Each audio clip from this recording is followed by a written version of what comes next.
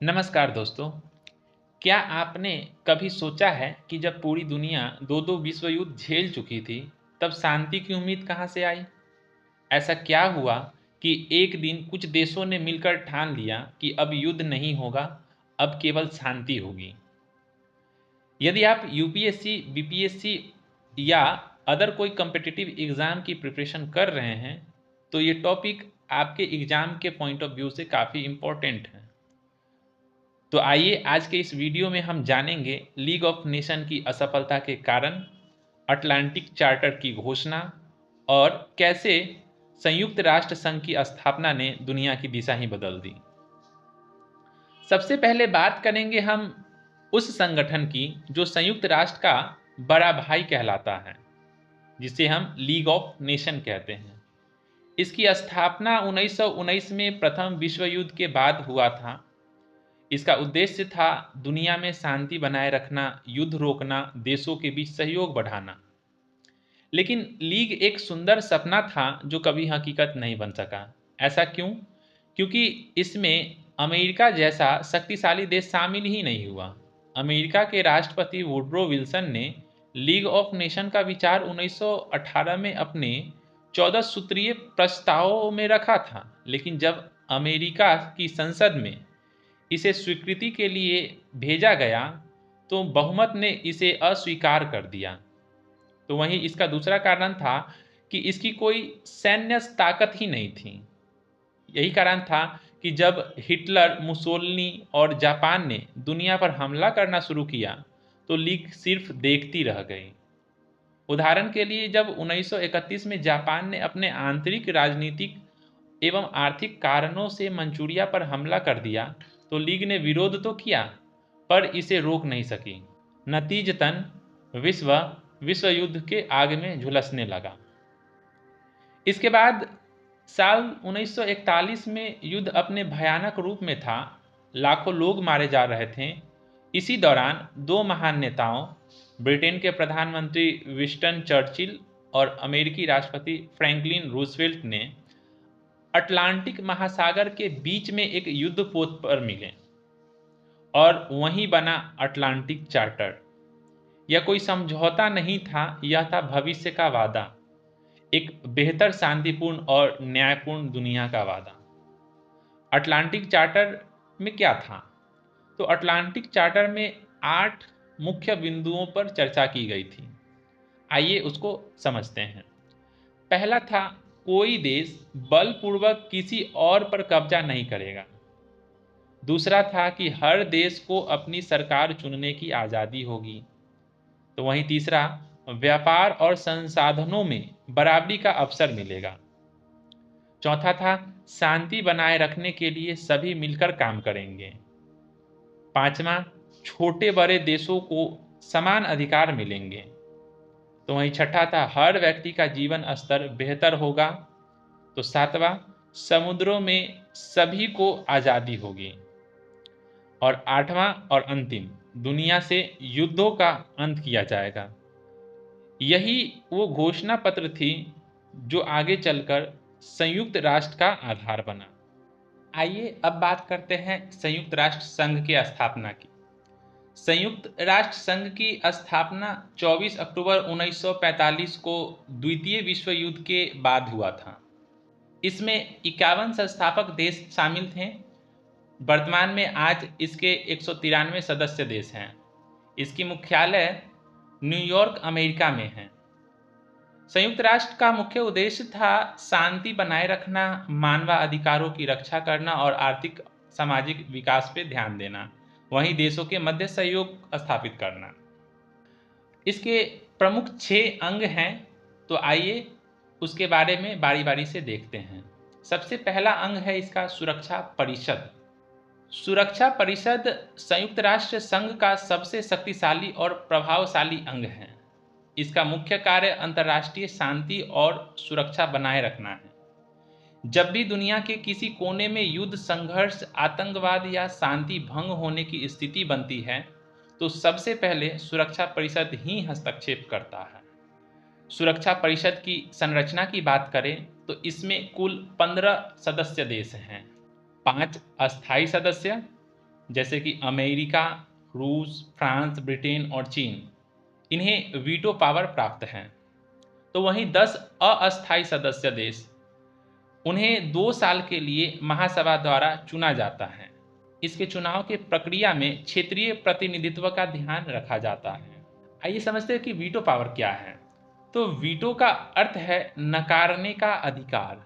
अगर कोई अस्थायी सदस्य किसी प्रस्ताव के खिलाफ वोट करता है तो वह प्रस्ताव पारित नहीं हो सकता, चाहे बाकी सभी सदस्य उसका समर्थन ही क्यों न करें।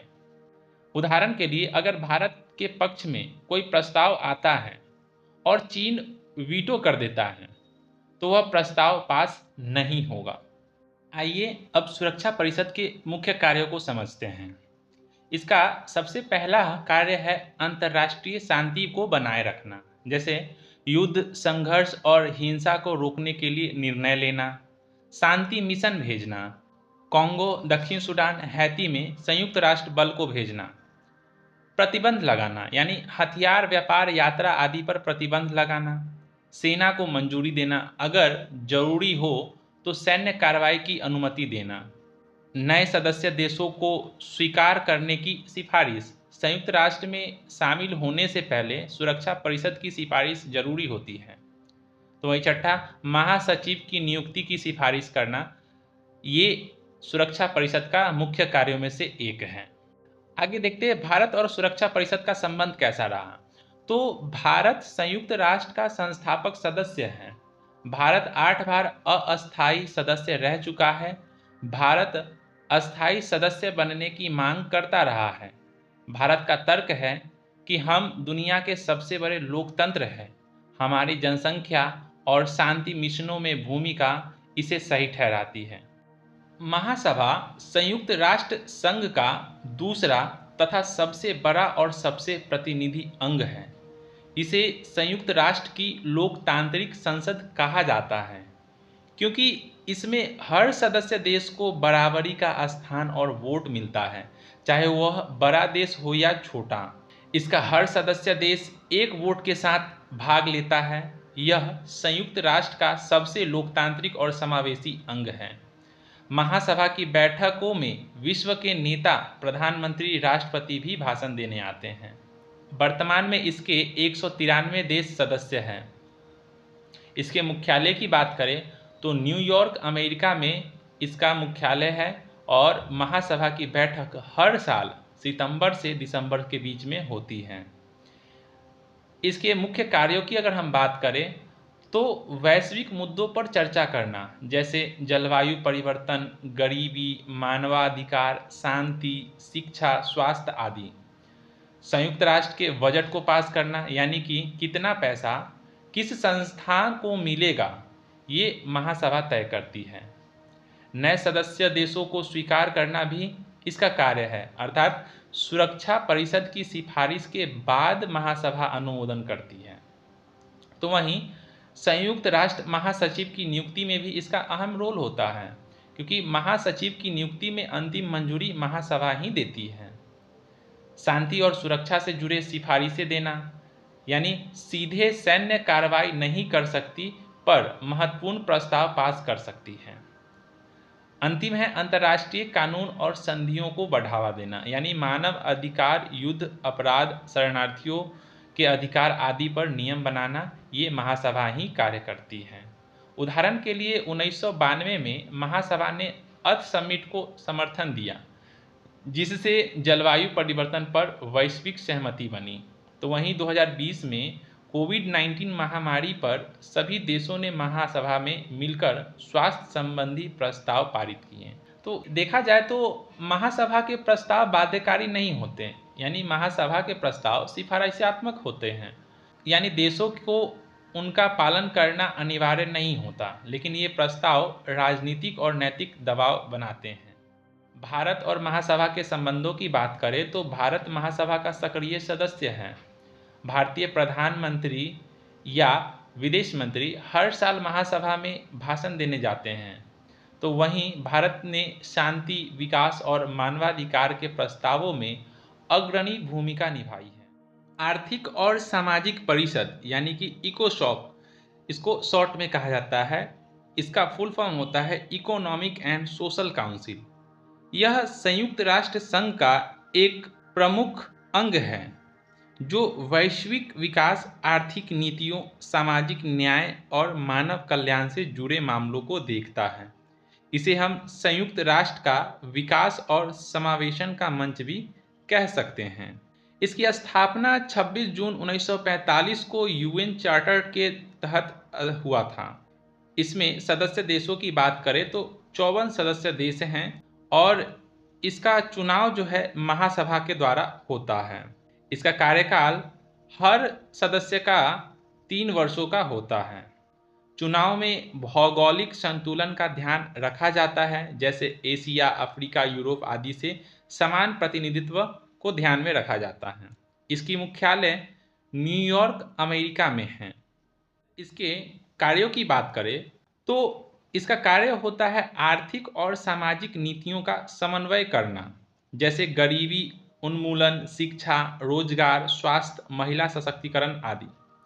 तो वहीं दूसरा, संयुक्त राष्ट्र की 15 से अधिक विशेष संस्थाओं के कार्यों का निर्देशन करना, जैसे यूनेस्को जो कि शिक्षा और संस्कृति के लिए कार्य करती है, WHO स्वास्थ्य के लिए कार्य करती है, ILO श्रम के लिए कार्य करती है, यूनिसेफ बच्चों का कल्याण, FAO खाद्य और कृषि के लिए, तो UNDP विकास कार्यक्रम के लिए। इन सभी का निर्देशन ये संस्था करती है। साथ ही ये सतत विकास लक्ष्यों को बढ़ावा देने का भी कार्य करती है, जैसे कि इसने लक्ष्य रखा है 2030 तक विश्व से भूख, गरीबी, असमानता, प्रदूषण खत्म करने की वैश्विक योजना। तो यही NGOs और सिविल सोसाइटी से सहयोग भी ये लेती है। हजारों अंतर्राष्ट्रीय गैर सरकारी संगठनों ने इकोसॉक से मान्यता प्राप्त की है। तो वहीं अंतर्राष्ट्रीय सम्मेलन और रिपोर्ट जारी करना भी इसका कार्य होता है, जैसे कि high level political forum on sustainable development हर साल वैश्विक विकास की समीक्षा करता है। उदाहरण के लिए कोविड-19 के समय इकोसॉक ने दुनिया भर में स्वास्थ्य सेवाओं और वैक्सीन वितरण में सहयोग बढ़ाने की नीति बनाई। जलवायु परिवर्तन और महिला समानता पर कई कार्यक्रमों का नेतृत्व भी किया। भारत और इकोसॉक के संबंधों की बात करें तो भारत इकोसॉक का महत्वपूर्ण सदस्य रह चुका है। भारत को 2020-22 के लिए पुनः सदस्य चुना गया है। तो वहीं भारत ने महिला अधिकार, सतत विकास और स्वास्थ्य सेवाओं को लेकर कई पहल की है। अगला अंग है अंतर्राष्ट्रीय न्यायालय। संयुक्त राष्ट्र संघ का एक न्यायिक अंग है जो देश के बीच कानूनी विवादों का निपटारा करता है और अंतर्राष्ट्रीय कानून की व्याख्या करता है। इसे अक्सर विश्व का सर्वोच्च न्यायालय भी कहा जाता है। इसकी स्थापना 1945 में संयुक्त राष्ट्र चार्टर के अंतर्गत हुआ था और ये 1946 से काम कर रहा है। इसकी मुख्यालय की बात करें तो हेग, नीदरलैंड में इसका मुख्यालय है। ध्यान देने की बात है कि यह संयुक्त राष्ट्र का एकमात्र ऐसा अंग है जिसका मुख्यालय न्यूयॉर्क में नहीं बल्कि यूरोप में है। न्यायाधीशों की संरचना की बात करें तो इसमें कुल 15 न्यायाधीश हैं। प्रत्येक का कार्यकाल 9 वर्षों का होता है। इनका चयन चुनाव के माध्यम से होता है। केवल देश इस न्यायालय में मामला ला सकते परिषद द्वारा मामले होते हैं। सीमा विवाद किया जाता है। समुद्री क्षेत्र का नियंत्रण, महाद्वीपों, राजनयिक विधिक व्यवस्थाओं का संतुलन, मानवाधिकार उल्लंघन के चयन में कोई भी दो न्यायाधीश भारत बनाम देश के नहीं हो सकते हैं। वर्तमान मुख्य न्यायाधीश की अगर बात करें तो वो नवनीत सिंह हैं जो दक्षिण अफ्रीका से हैं। यदि इसके मुख्य कार्यों की बात करें तो विवादों का निपटारा करना इसका कार्य होता है, जैसे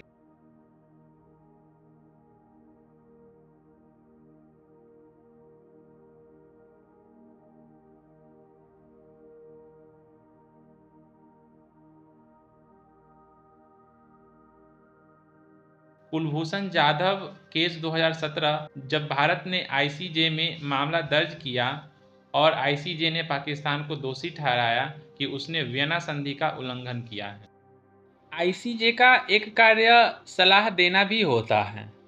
महासभा, सुरक्षा परिषद और अन्य एजेंसियां ICJ से कानूनी सलाह मांग सकती हैं। यह राय बाध्यकारी नहीं होती पर नैतिक और कानूनी प्रभाव होता है। अब प्रश्न उठता है कि कौन इस न्यायालय की शरण में जा सकता है। तो केवल संप्रभु देश ही इस न्यायालय के शरण में जा सकते हैं, वहां केस दर्ज करा सकते हैं। कोई व्यक्ति, एनजीओ या निजी संस्था इसमें मुकदमा नहीं कर सकती। बात करें भारत और आईसीजे के संबंधों की, तो भारत आईसीजे का संस्थापक सदस्य रहा है। भारत ने कई बार आईसीजे में भाग लिया है, चाहे वो कुलभूषण जाधव का केस हो या इंडस वाटर डिस्प्यूट की हो। भारतीय न्यायाधीश नवीन गोपाल स्वामी और जस्टिस दलवीर भंडारी आईसीजे में न्यायाधीश रह चुके हैं। अब बात करते हैं अगले अंग सचिवालय की। संयुक्त राष्ट्र सचिवालय संयुक्त राष्ट्र संघ का एक प्रमुख अंग है, जिसे हम संयुक्त राष्ट्र की प्रशासनिक रीढ़ कह सकते हैं। यह पूरा संगठन जिस तरह से कार्य करता है, उसका संचालन, योजना और कार्यान्वयन इसी अंग के जरिए होता है। सचिवालय का प्रमुख अधिकारी महासचिव होता है। महासचिव को अक्सर संयुक्त राष्ट्र का चेहरा कहा जाता है। वे न केवल प्रशासनिक प्रमुख होते हैं, बल्कि राजनयिक प्रवक्ता, मध्यस्थ और संकट प्रबंधक की भूमिका भी निभाते हैं। महासचिव की भूमिका की बात करें तो शांति प्रक्रिया में मध्यस्थता करना, विश्व नेताओं से संपर्क कर संकट समाधान में मदद करना, वैश्विक समस्याओं पर दुनिया का ध्यान खींचना, संयुक्त राष्ट्र के मूल सिद्धांतों की रक्षा करना, ये उनका कार्य होता है। वर्तमान महासचिव की बात करें तो वो अभी एंटोनियो गुटेरेस हैं, जो कि पुर्तगाल के निवासी हैं। सचिवालय के मुख्यालय की बात करें तो ये न्यूयॉर्क, अमेरिका में स्थित है। इसके क्षेत्रीय कार्यालय भी अन्य शहरों में हैं, जैसे जिनेवा, वियना और नैरोबी में। सचिवालय के मुख्य कार्य की अगर हम बात करें तो यूएन के सभी कार्यक्रमों का प्रशासनिक प्रबंधन, जैसे कि शांति मिशन, विकास परियोजनाएं, मानवीय सहायता, पर्यावरण कार्यक्रम आदि, सुरक्षा परिषद, महासभा और अन्य अंगों को सहायता देना भी इसका कार्य होता है, जैसे कि उनकी बैठकों की तैयारी, रिपोर्ट, दस्तावेज और अनुवाद करना, ये सब। साथ ही रिपोर्ट और अध्ययन प्रकाशित करना भी इसका कार्य होता है, जैसे मानव विकास रिपोर्ट, सतत विकास रिपोर्ट, जलवायु परिवर्तन विश्लेषण आदि। इसके साथ वैश्विक संकटों में समर्थन और प्रतिक्रिया देना भी इसका कार्य होता है, जैसे युद्ध, महामारी, भूकंप, अकाल, शरणार्थी संकट, ये सब चीज़ में भी ये सहायता देने का कार्य करते हैं। इसके साथ ही ये सार्वजनिक सूचना और मीडिया से संवाद भी करते हैं, ताकि दुनिया को यूएन की गतिविधियों से अवगत करा सकें। इसके अंतिम अंग की बात करें तो वो है ट्रस्टीशिप काउंसिल। यह संयुक्त राष्ट्र संघ का एक प्रमुख अंग है, जिसे उन क्षेत्रों और देशों को स्वतंत्रता दिलाने और आत्मनिर्णय का अधिकार देने के लिए बनाया गया था, जो पहले उपनिवेश था या अधीनस्थ क्षेत्र थे। इसकी स्थापना 1945 में संयुक्त राष्ट्र चार्टर के तहत हुआ था। इसका उद्देश्य था विश्व के ऐसे क्षेत्रों को स्वतंत्र बनाना जो उपनिवेशवाद के अंतर्गत थे। इन क्षेत्रों को राजनीतिक, आर्थिक, सामाजिक और शैक्षिक रूप से सक्षम बनाना, ताकि वे स्वतंत्र राष्ट्र बन सकें। अब प्रश्न उठता है कि ये ट्रस्टीशिप क्या होता है।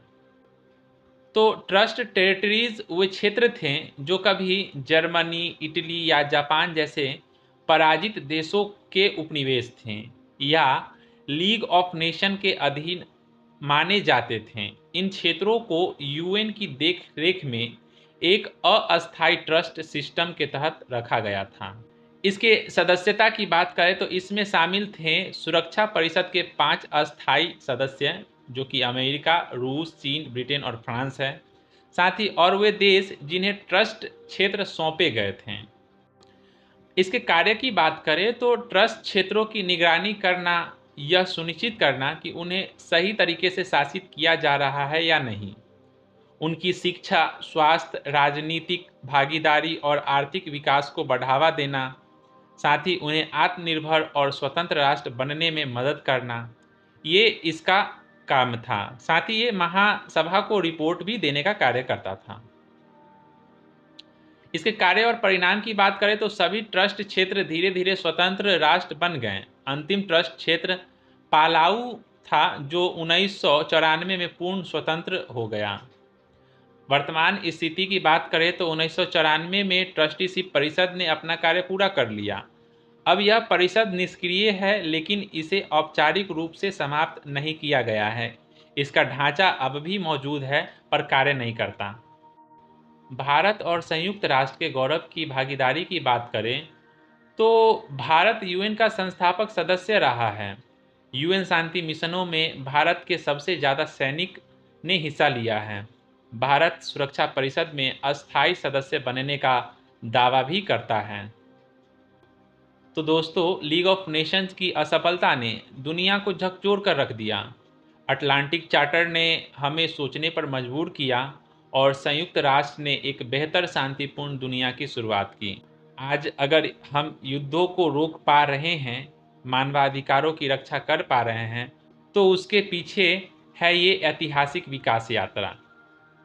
अगर आपको ये वीडियो जानकारीपूर्ण और प्रेरणादायक लगी हो तो इसे ज़रूर लाइक करें, अपने दोस्तों के साथ शेयर करें और सब्सक्राइब करके जुड़ जाएं हमारे इस ज्ञान यात्रा में। कमेंट करके बताएं, क्या आप मानते हैं कि आज के समय में यूएन को और अधिक प्रभावशाली बनाने की ज़रूरत है?